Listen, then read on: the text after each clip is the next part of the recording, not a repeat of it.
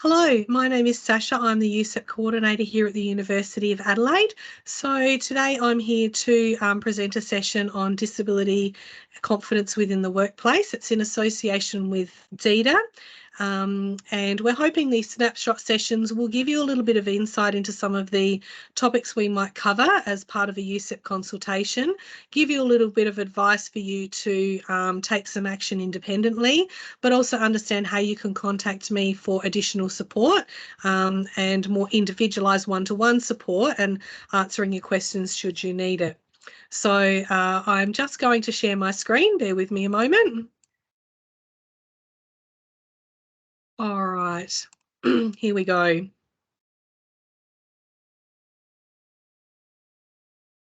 All right. So as I said, my name is Sascha. Welcome to the session.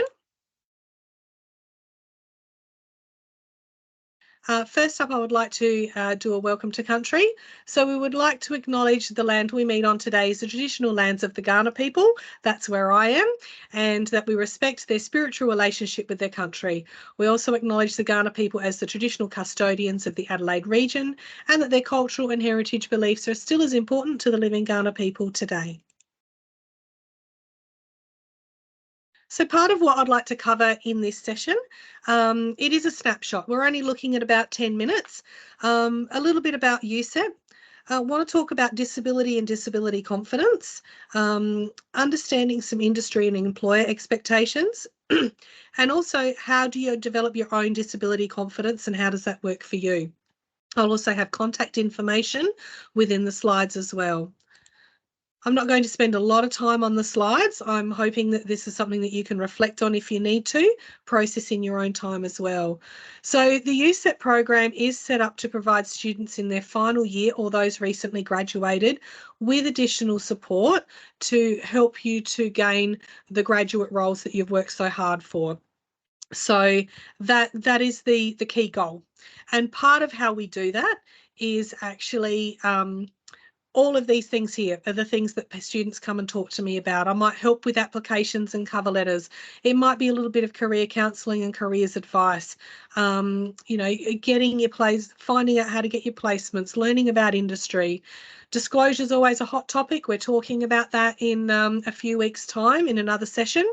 And today what I really want to talk about is developing your understanding around your supports, both personal and practical, that may or may not impact you in the workplace.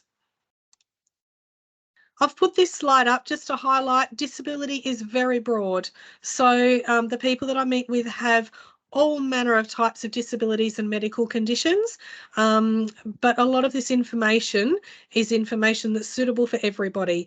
And it's about understanding how your disability impacts you and what supports you need for you.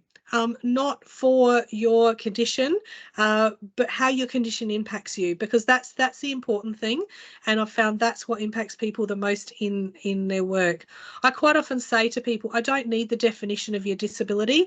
I just want to know, how does it impact you?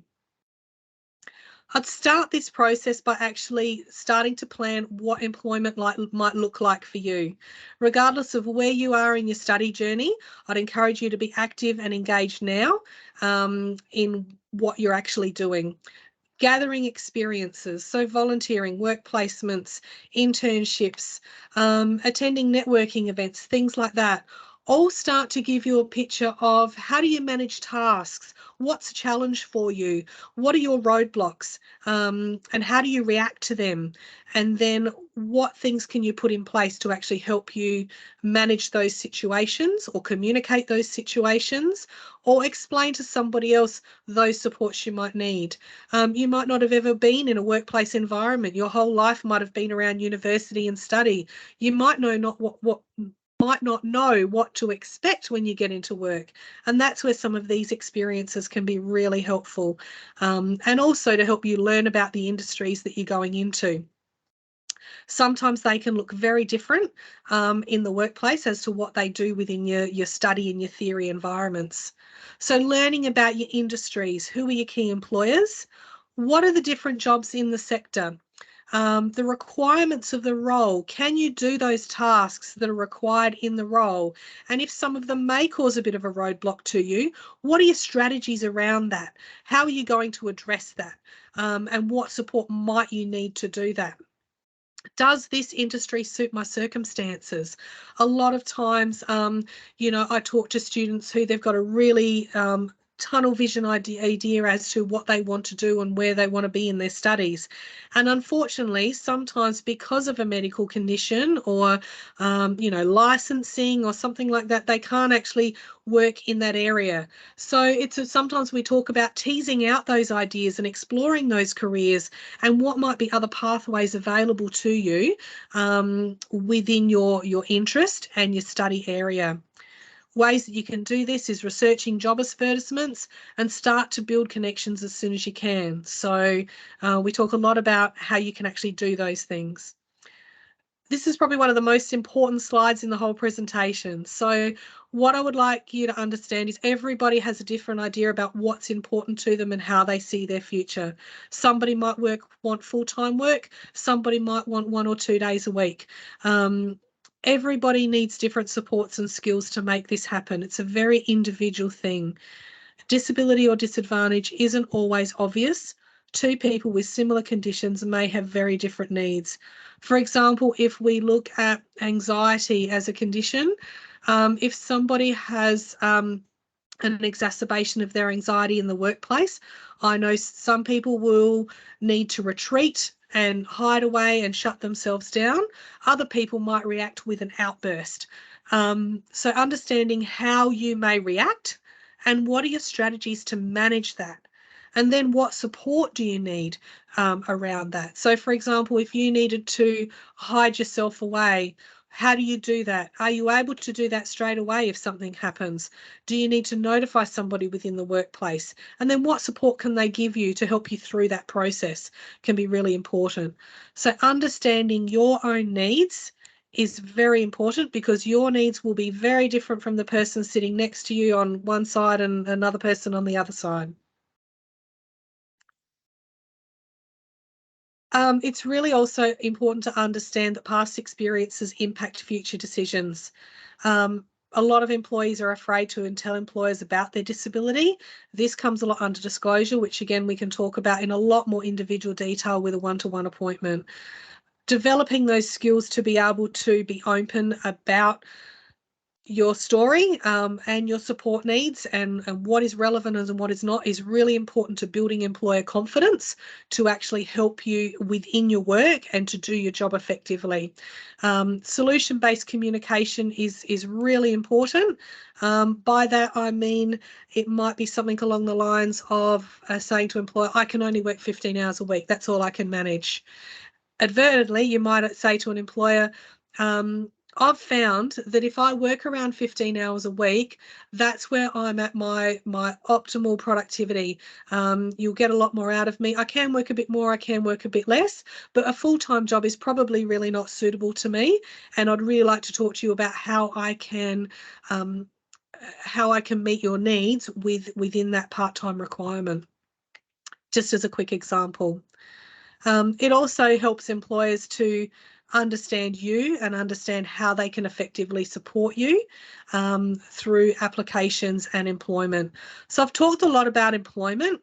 It's also for application processes, understanding that you can ask for adjustments for application processes. I'm not going to read through all of these. That's why the slides are here for you to have a look at some of the ideas of what adjustments might be. These might be adjustments for work, but these might also be for application processes. You can actually call the employers prior to submitting your application or prior to interview to ask them what their processes may be to determine whether you might need extra support, time, or extra adaptations. There's also services like Job Access, which is a government-funded program to provide workplace adjustments and workplace equipment free for employers and employees. So I've got a link with that further in the presentation. And understanding employer perspective is also really important. There are inherent tasks that you would need to do in your job, and they're the ones that you need to look at. Can I do those tasks? And what is that going to look like for me? And what support do I need to do that?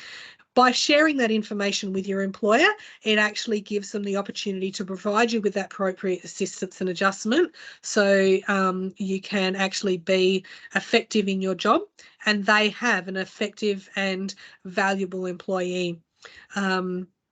So sometimes areas where, for example, computer science at the moment, employers are really keen to consider applicants who are neurodiverse because they understand that there are particular skills and abilities that people within that cohort may have that might be really beneficial to the types of work that they are doing around data and problem solving and all that sort of thing. So there are employers that are actively seeking to employ people with diversity or difference because they see the value that that can add to their organisation.